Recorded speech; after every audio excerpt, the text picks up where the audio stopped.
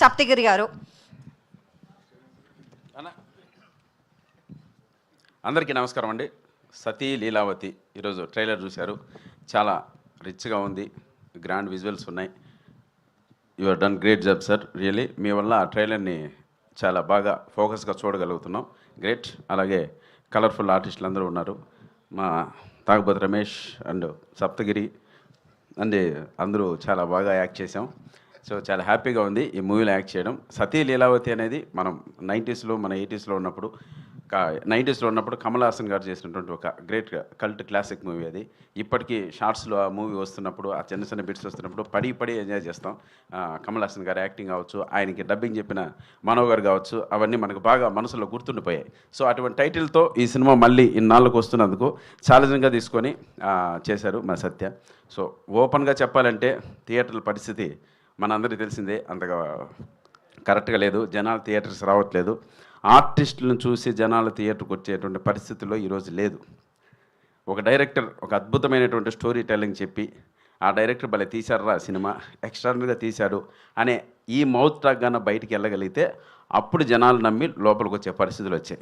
ఈ ఆర్టిస్ట్ ఉన్నాడు, ఆ ఆర్టిస్ట్ ఉన్నాడు, వాళ్ళని చూడడానికి వచ్చే పరిస్థితులు అయితే, అంటే ఒక స్థాయి ఆర్టిస్టుల వరకు అయితే ఓకే, 100% ఆ ఓపెనింగ్స్ గ్రాండ్గా ఉంటాయి.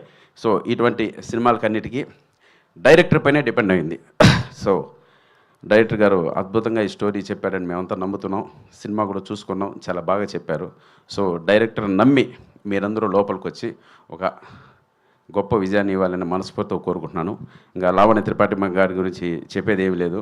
ఎటువంటి పరిస్థితులు వచ్చి సినిమా చేశారో మనందరికీ తెలుసు. సో చాలా డేర్ స్టెప్ తీసుకొని ఈ సినిమా చేశారు madam. Hats off to you.